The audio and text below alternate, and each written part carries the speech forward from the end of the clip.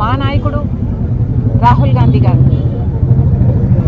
మరొకసారి అలాంటి నాయకునికి, ఇంతటి గొప్ప రాజ్యాంగాన్ని నిర్మించిన కాంగ్రెస్ పార్టీకి, అంబేద్కర్ గారికి నివాళులు అర్పిస్తున్నాం.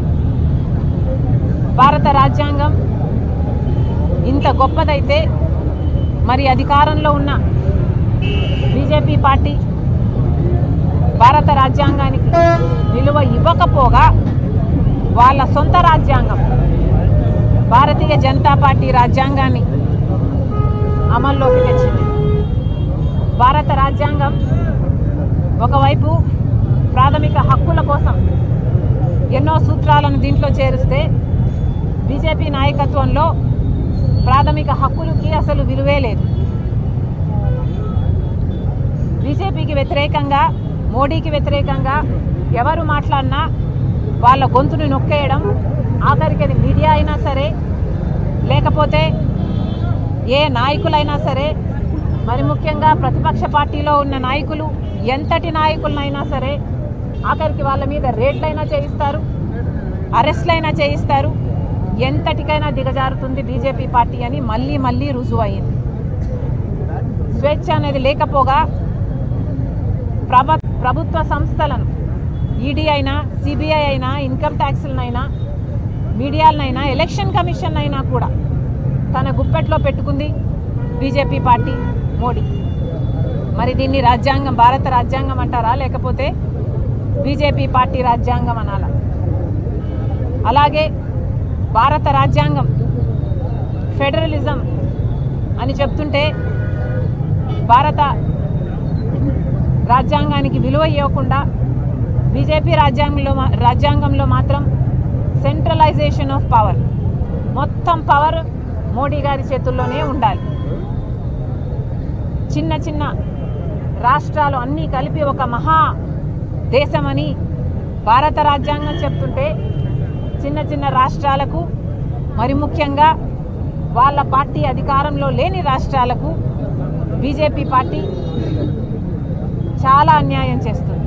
మరి ముఖ్యంగా ఆంధ్ర రాష్ట్రానికి అసలు రాష్ట్రాలకు హక్కులే లేనట్టు, ఆంధ్ర రాష్ట్రానికి ప్రత్యేక హోదా హక్కు అయినప్పటికీ కూడా 10 సంవత్సరాల క్రితం ప్రత్యేక హోదా ఇస్తామన్న మోడీ గారు 10 సంవత్సరాల నుంచి వెన్నుపోటు పొడుస్తూనే ఉన్నారు. ఒక ప్రత్యేక హోదానే కాదు, విభజన హామీలో ఏ ఒక్క హామీ కూడా నిలబెట్టుకోలేదు మోడీ గారు. అంటే దానికి కారణం వాళ్ళు అనుసరిస్తున్న భారతీయ జనతా పార్టీ రాజ్యాంగమే. ఎందుకంటే వాళ్ళకు ఈ రాజ్యాంగం పట్ల గౌరవం లేదు కాబట్టి. లౌకికవాదం అని భారత రాజ్యాంగం చెప్తుంటే, సెక్యులరిజం అని భారత రాజ్యాంగం చెప్తుంటే మోడీ గారికి అది అర్థమే కాలేదు. బీజేపీ పార్టీ, ఆర్ఎస్ఎస్కి ఇది ఎప్పుడూ అర్థం కాలేదు.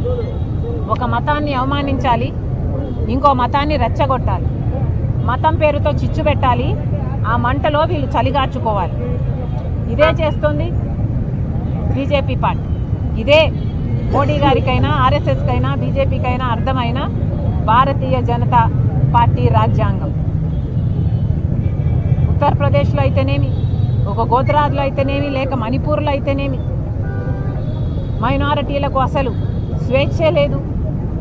ఇంతమందిని ఊచకోత చేశారు అంటే దానికి కారణం లౌకికవాదమే ఉండకూడదు అని మోడీ గారు, ఆర్ఎస్ఎస్ చేస్తున్న కుట్ర, వాళ్ళు చేస్తున్న, అమలు పరుస్తున్న భారతీయ జనతా పార్టీ రాజ్యాంగం.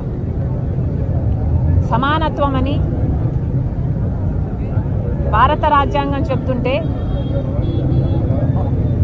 అసలు మామూలు ప్రజలు గురించి ఆలోచనే చేయని పార్టీ బీజేపీ పార్టీ, మోడీ అయినా వాళ్ళు అనుసరిస్తున్నది సమానత్వాన్ని కాదు, కొంతమంది చేతుల్లోనే మొత్తం డబ్బంతా ఉండాలి, వాళ్లకు చెందిన వ్యాపారస్తుల చేతుల్లోనే అన్ని వ్యాపారాలు ఉండాలి. అదాని వాళ్ళ మనిషి కాబట్టి వాళ్ళు అదానిని 10 సంవత్సరాలలోనే ఆకాశానికి ఎత్తేయచ్చు. అదాని ఏ తప్పులు చేసినా ఒక్క ఎంక్వైరీ కూడా ఉండదు, ఏ అరెస్టులు ఉండవు. ఆఖరికి FBI వాళ్ళైనా, అమెరికా వాళ్ళైనా అదాని దోషి అని ఆధారాలతో చూపినా కూడా ఒక్క ఎంక్వైరీ కూడా చేయరు. బీజేపీ పార్టీ అనుసరిస్తున్న వాళ్ళ రాజ్యాంగం. ఈక్వాలిటీ అన్న పదానికి అర్థమే లేదు. సామాజిక న్యాయం అని మన రాజ్యాంగం చెప్తుంటే సామాజిక న్యాయం కాదు కదా. ఎస్సీలు, ఎస్టీలు, బీసీలు, మైనారిటీలు అసలు మనుషులుగానే చూడదు భారతీయ జనతా పార్టీ. ఆర్ఎస్ఎస్ ఓట్లేసే యంత్రాలుగా మాత్రమే చూస్తారు, ఓట్ల కోసం వాడుకుంటారు.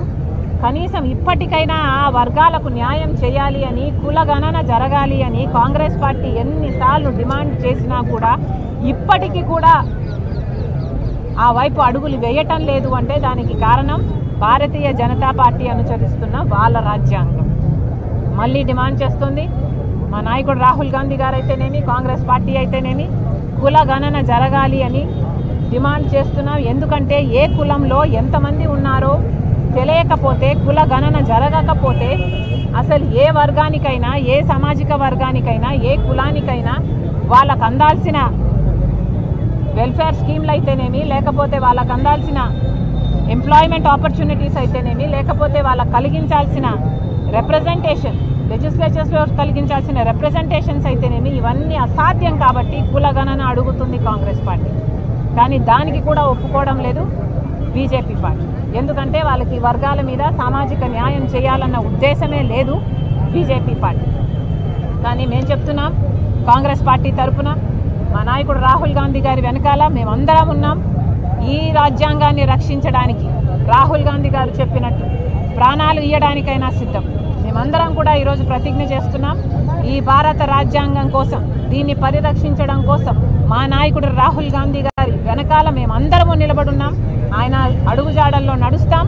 ఈ రాజ్యాంగం కోసం మేము ఇప్పుడే కాదు ఎప్పుడూ పోరాడడానికి దేనికైనా సిద్ధమని మరొకసారి మీ అందరి ముందు తెలియజేసుకుంటున్నాం.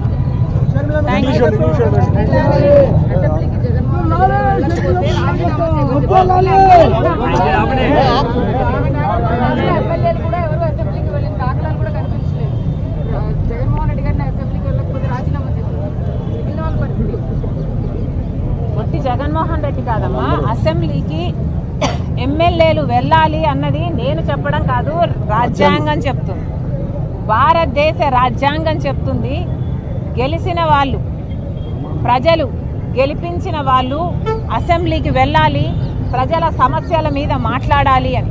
మరి అలాంటప్పుడు మీకు అంతటి బాధ్యతను రాజ్యాంగం ఇచ్చినప్పుడు, అంతటి నమ్మకాన్ని ప్రజలు మీ మీద ఉంచినప్పుడు, జగన్మోహన్ రెడ్డి గారైనా ఆయన ఎమ్మెల్యేలైనా మీరు అసెంబ్లీకి కూడా వెళ్ళకపోతే, అసెంబ్లీలో ప్రజల తరఫున మీరు గొంతు ఎత్తకపోతే ఎందుకు అధికారంలో ఉన్నారు అని అడిగి రాజీనామా చేయమని డిమాండ్ చేశారు. సోలార్ విద్యుత్ కొనుగోళ్లపై 1750 కోట్లు చేతులు మారాయని చెప్పేసి కూడా వార్తలు వినిపిస్తా ఉన్నాయి.